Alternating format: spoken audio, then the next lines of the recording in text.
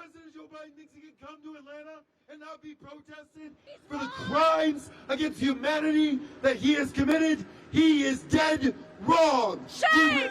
Shame on Joe Biden!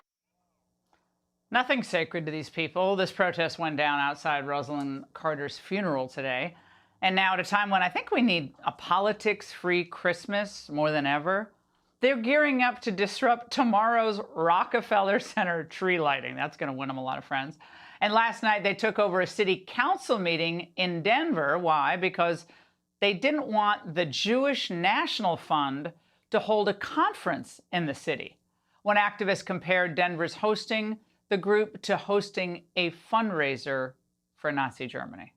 Okay, that doesn't make any sense. Meanwhile, the political fallout for Biden on this issue among young people continues. Citing both the bad economy and Biden's foreign policy, voters ages 18 to 34 are turned off by what the White House has done. And the far left, which turned out big for Biden in 2020, has done a full-on embrace in some cases of Hamas. And the White House was caught off guard by comments like this.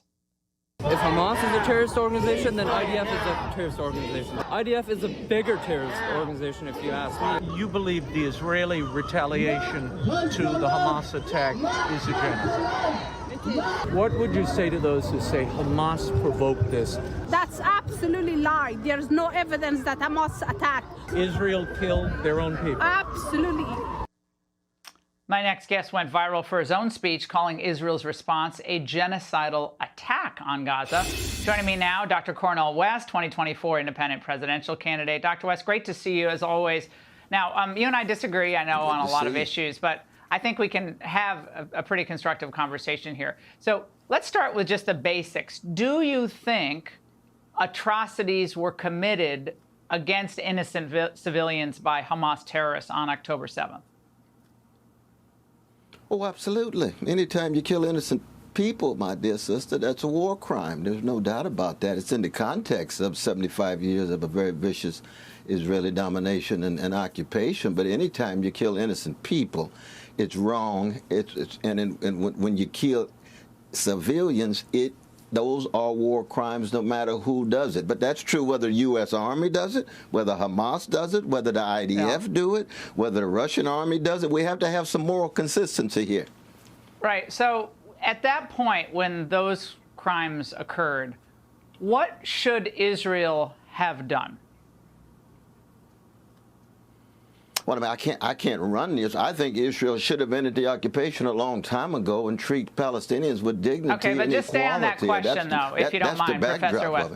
Okay, well, let's stay on the question, though. These crimes, which you concede occurred, what might have happened before, I understand your views on that, but then what? Like, if someone came into your house and did that to your family, you would want them to be, obviously, justice to be done. In this case, Hamas hides among the civilian population. We know that. That's one of their tactics.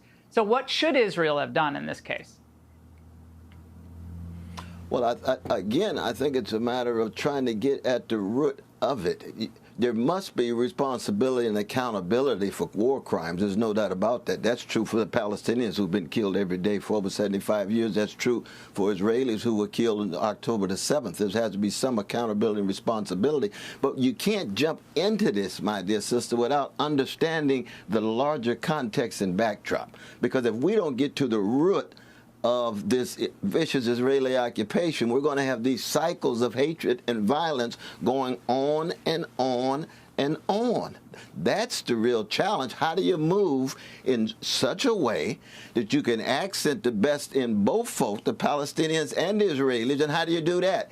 You've got to end the occupation. It's like Nat Turner when he had the resistance against slavery, right? Did he kill some innocent white folk? He was wrong, but slavery had to go, or you were going to have cycles of that over and over again. That's why these brothers and sisters here who are putting their lives on the line, there's something that's positive about that. They see a genocide taking place. We got to do something about it.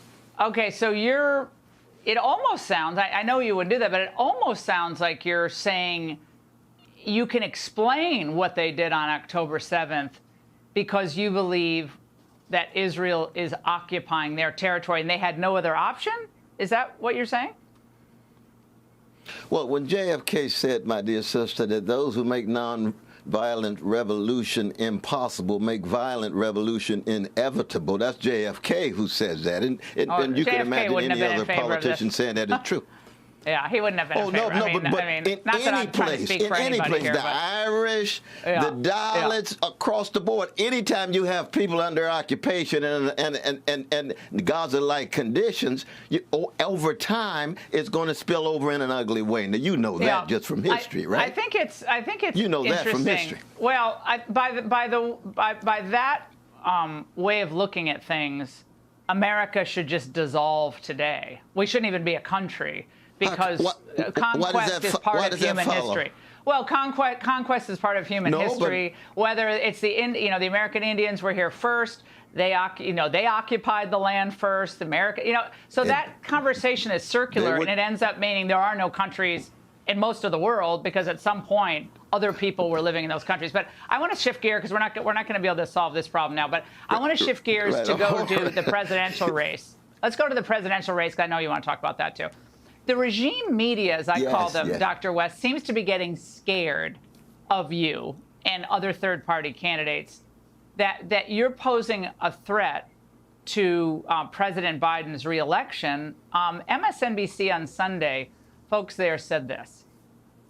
Let's face it, folks. There are Americans out there who don't want to vote for Republicans and they don't want to vote for Democrats. And I don't doubt the people's preferences. But the chance of a third-party candidate actually winning the presidency in real life, it remains highly unlikely. Please tell me again how your vote doesn't matter. Folks, it does. Your vote is your voice. Your response, Dr. West. I think they have good reason to be afraid, because anybody who wants to speak the truth, when you have a regime in power that denies the truth, anybody who seeks justice, who runs away from justice, they ought to be afraid. But that's for the Republican Party and that's for the Democratic Party. Both of them shot through with corruption, shot through with mendacity, shot through with too many lies. And I'm just trying to stand for truth and justice, my dear sister. As a fallible, finite human being, that's what I'm standing for, and that's what I'm going to live and die for. Well, Dr. West, thank you for joining us. We really appreciate it. Hey, Sean Hannity here. Hey, click here to subscribe to Fox News YouTube page and catch our hottest interviews and most compelling analysis. You will not get it anywhere else.